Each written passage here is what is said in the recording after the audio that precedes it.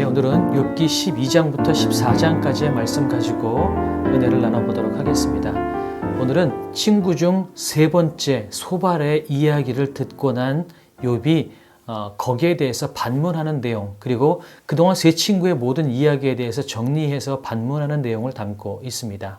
2절에 보면 너희만 참으로 백성이구나. 너희가 죽으면 지혜도 죽겠구나. 너희만 하나님의 백성이고 너희만 지혜가 있다고 생각하느냐? 라고 이야기하고 있는 겁니다. 너희들이 인과응보를 이야기하고 전통을 이야기했는데 나도 그동안 그렇게 살아왔고 너희들이 이야기한 건 나도 다 알고 있어 라고 하고 있는 거죠.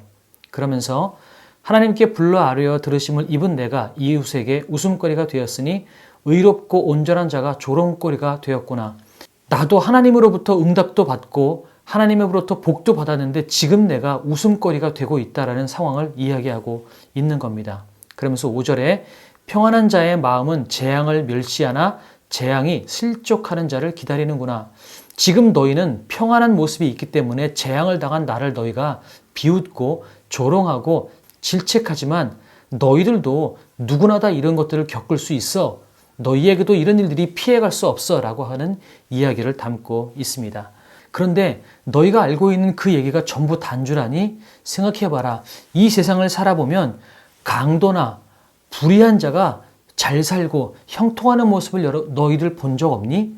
실제로 이 세상 가운데 그런 모습이 있는 것을 너희들 알지 않니? 이것은 단순히 하나님께서 말씀하시는 인과응보에만 가지고 인과응보의 사상만 가지고 설명할 수는 없는 거야 라고 이야기하면서 9절에 보면 이것들 중에 어느 것이 여호와의 손이 이를 행하신 줄을 알지 못하리야. 결국 우리가 답을 알 수는 없지만 한 가지 알 수 있는 것은 그 모든 것들이 하나님의 손 안에서 이루어진 것이다. 불의한 자가 잘 살고 있는 것도 형통한 자가 때로는 고난을 당하고 어려움을 당하고 있는 것도 그 이유가 뭔지는 모르지만 한 가지 확실한 건 그 모든 것들이 하나님 손 안에서 이루어지고 있다는 사실은 모든 새와 짐승들도 알고 있다라는 이야기를 하고 있는 겁니다. 그런데 너희들은 거기에 대해서 답을 모르지. 너희들은 인과응보라는 한 가지만을 알고 있으니 이 세상에 돌아가는 그 모든 이해할 수 없는 그 모든 일들에 대해서 너희들은 답이 없지 않느냐라고 이야기하고 있는 겁니다. 그러면서 13장 2절에 보면 너희 아는 것을 나도 아노니 너희만 못하지 않으니라. 너희가 아는 건 나도 다 알아. 내가 몰라서 지금 여기서 이렇게 한탄하고 괴로워하는 게 아니야 라고 이야기하고 있습니다.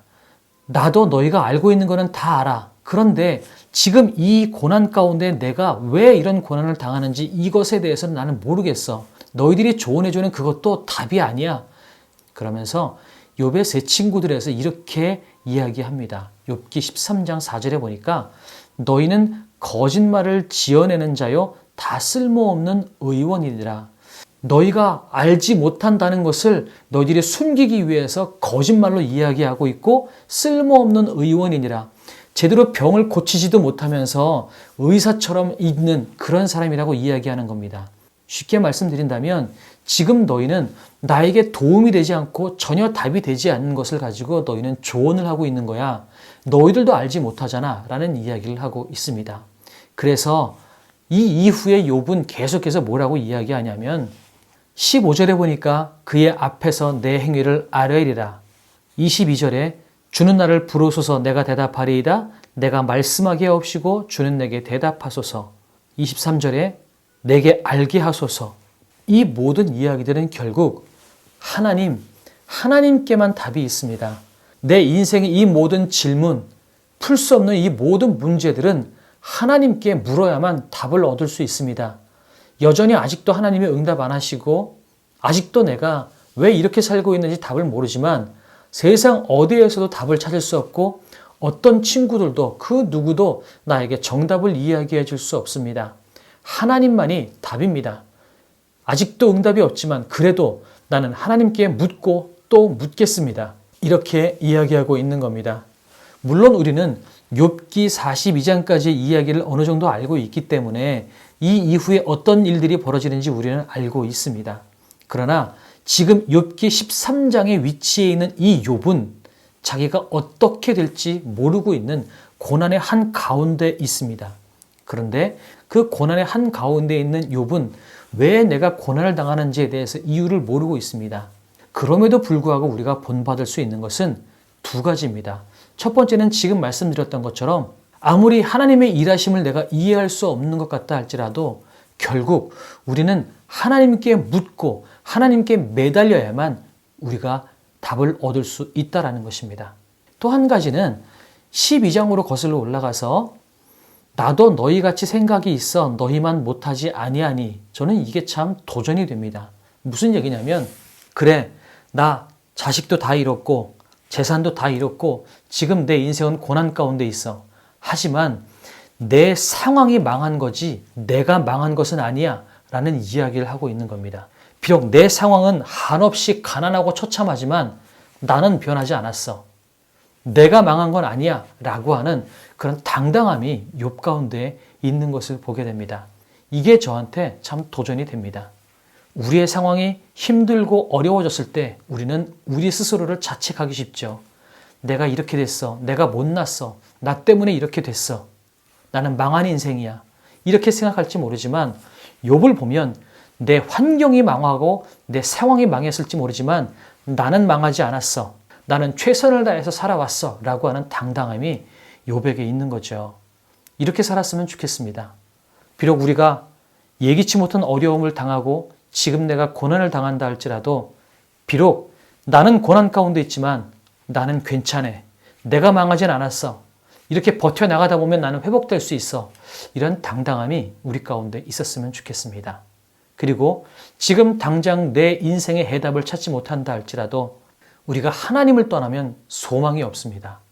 하나님께 묻고 하나님께 매달리고 하나님 안에 있을 때 결국은 우리는 그 답을 찾게 될 것이고 하나님의 응답하심을 경험하게 될 것입니다. 우리 주님 품을 떠나지 않았으면 좋겠습니다. 주어진 내 삶의 시간 속에서 내가 주의 뜻을 알게 해 주십시오. 결국은 주께서 우리에게 당신의 뜻을 보여주실 것입니다.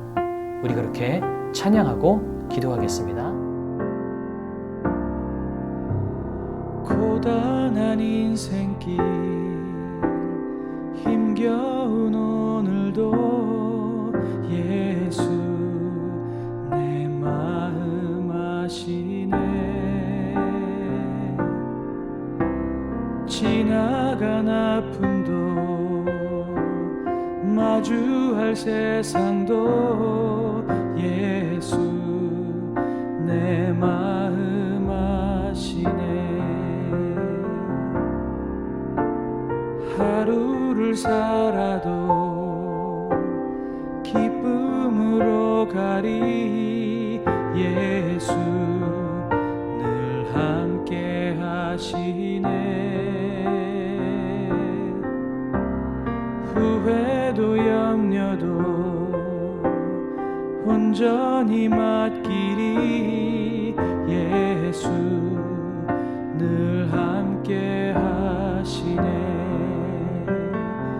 믿음의 눈 들어 주를 보리. 이 또한 지나가리라. 주어진 내 삶의 시간 속에 주의 뜻 알게 하소서.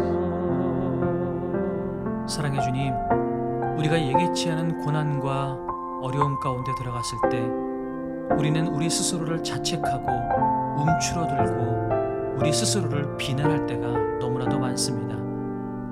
그런데 욥이 당당했던 것처럼 비록 내 상황은 망했을지 모르지만 나는 망하지 않았다. 나는 최선을 다했다. 이런 당당함이 하나님 우리 모든 사람들의 심령 가운데 있을 수 있도록 주님 도와주시옵소서. 그런 당당함 가지고 내 삶의 문제가 무엇인지를 물으며 그 해답을 찾아 나갈 수 있는, 그래서 다시 한번 회복해 나갈 수 있는 우리가 될 수 있도록 하나님 도와주시옵소서. 내가 예상치 못한 고난 가운데 들어갔을 때 도대체 내 인생이 왜 이렇게 됐는지 아무리 기도하고 물어도 하나님마저 침묵한 것 같이 느껴질 때 우리가 주의 품을 떠나지 않는 자가 될 수 있도록 도와주시옵소서. 주님께서 응답하실 때까지, 대답하실 때까지 끊임없이 주께 물으며 주님 안에 거하며 주님과 씨름할 수 있는 우리가 될 수 있도록 하나님 도와주시옵소서. 결국은 주님께서 우리에게 삶의 해답을 알려주실 것입니다. 우리 삶의 문제를 풀어주실 것입니다. 우리가 그런 믿음과 소망 가지고 언제나 주님 품을 떠나지 않는 믿음 있는 끈기 있는 크리스찬이 될 수 있도록 도와주시옵소서. 감사드리며 예수님의 이름으로 기도드렸습니다. 아멘.